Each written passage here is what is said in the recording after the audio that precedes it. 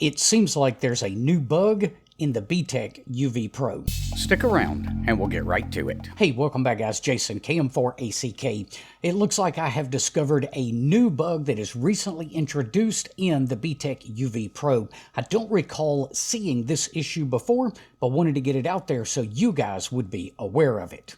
Okay, so let's take a look at this issue that I have found with the UV-PRO, and I think this is something that has recently been introduced. I have a message composed here that is to WXBot, and I'm sending the command tonight, which should give me tonight's forecast. Now, in case you're unaware, to send a message on the front of these radios, you simply put the call sign you want to send the message to, you give it a colon, you give it a space, and then you give it the message. Let's go ahead and send that message out and see if I can replicate this issue that I saw a little bit earlier.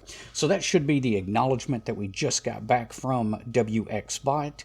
We'll give it a couple of seconds to get the rest of the message delivered here. There's another message that came in from WXBot, and let's see, is it finished? Maybe. All right, let's go ahead and go into the messages and take a look at this. There's yet another message from WXBot. All right, so, and I believe they are all right up here at the top. Let's take a look at this one, and you'll see that is the acknowledgement. And then we take a look at this one, and we get the second half of this message. What we're not seeing is the first half of the message. And I think what's happening in the radio is you get the first message, and then the second message overwrites the first.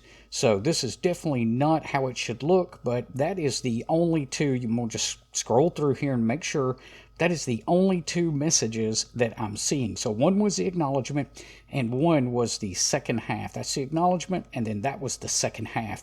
Now let's take a look at that on the Kenwood D75, and let me show you guys how that should look. All right, once again, I've composed a message, this time to WXBot, and I'm using today so I can get today's forecast instead of tonight's. It works exactly the same because most of your weather messages you get from WXBot will have a two-part message. So let's go ahead and send this one, and we'll give it just a second to reply to us. All right, there's our acknowledgement. I got the acknowledgement twice. All right, there's the first part of the message. We get something else, and then we get the second part of the message. So let me get off of this screen here, and let's go back to messages and take a look. Now, you'll see that we have two separate messages here. They came in almost back to back. You'll see both of them are timestamped 10:30. If we take a look at that first one, that's the second half of the message. And if we take a look at this one, that is the first half of the message. So you can see that one dated timestamp for 10:30. There's the first half of that message, and then the second half. And this radio is just not doing that. I think the BTECH Pro is overwriting the first message with the second message. All right, let's run one more test here just to confirm my suspicions. I have got APRS Droid connected to the D75 radio just to make it a little quicker for me to type on this screen. This is set up as KM4ACK-15.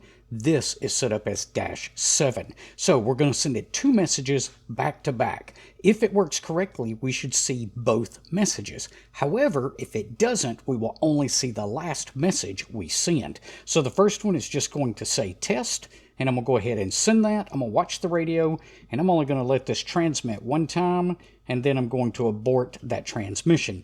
You can see that it definitely showed up right here. Let's get another one real quick. That is test 2. Go ahead and send it. It transmitted one time, so let's abort that transmission as well. We actually got an acknowledgement from the second one before I could get it aborted. Now, let's take a look at this radio and let's see exactly what we've got. Let's go into the messages, and there's one message, and that's all I'm seeing. So if we click into that, all I'm seeing is test 2. So the second message definitely overwrote the first message in the BTECH UV-PRO. Now, one more test just before we wrap this up. You can see that I sent T3 and T4. I got an acknowledgement to both of those because both of these are bright green, letting me know that these messages were acknowledged. But you can see how close together these messages were sent. One at 10 o'clock and the second one at 10 o'clock, with only a few second difference, like 5-second difference between those messages. Now, let's go over to the BTECH UV-PRO again, and let's take a look at those messages. I'll have to scroll down to find exactly where those are. And, I think I passed it. Nope, right there. All right. Interesting. Even though I got an acknowledgement, those messages aren't here at all. Let's take a look at that one.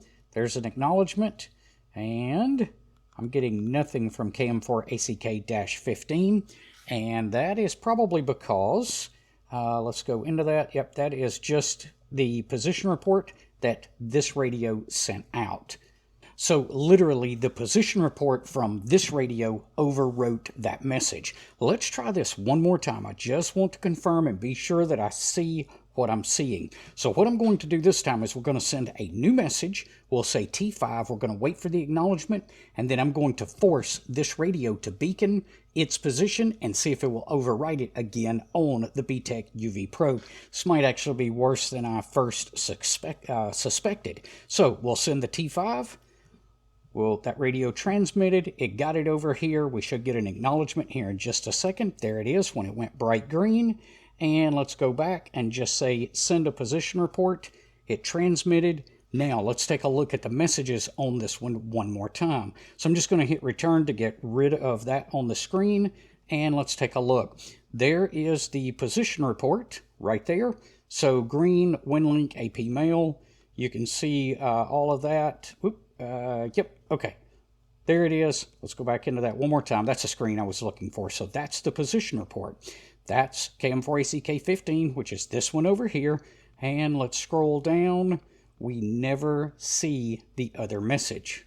So literally the position report, because it came so close to the message, it overwrote the message that was received on this radio. And we know it was received because if we go back and look, we definitely got an acknowledgement for that last message. Anytime in APRS Droid, these go bright green, that means the message has been acknowledged. So this is actually a little worse than I first suspected. Now, the easiest way to avoid this is just to use something with the BTECH Pro like APRS Droid or maybe APRS.FI. The great thing about this radio is it's got that built-in Bluetooth TNC that easily allows us to connect this to an application like those two that I just mentioned. And the cool thing about that is then you offload all of the APRS handling to the application and you don't have to deal with it on the radio. It also makes APRS messaging much easier when you can use the keyboard on your phone instead of trying to key in those messages on the front face of this radio. So just wanted you guys to be aware of this flaw, and hopefully the team that works on the firmware for this radio has been pretty good to fix things. So we've got a lot of improvements since this radio first hit the market, and hopefully they'll get this one resolved pretty soon as well. If you found today's information helpful, be sure to leave us a thumbs up before you head off. We will see you guys on the next one. Until then, 7-3.